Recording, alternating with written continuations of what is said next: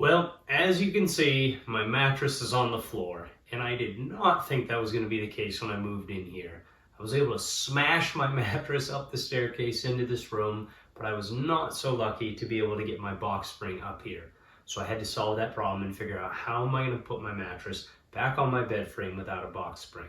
Well, I did a little bit of research, and what I found is right here in this box. This is the 5-inch Amazon Smart Box box spring mattress that comes in a box that you can carry right up, assemble in the room, put your mattress on it, and put it on your bed frame. So what I'm going to do is I'm going to put this together, see what it looks like in the room, and how it works on the bed frame.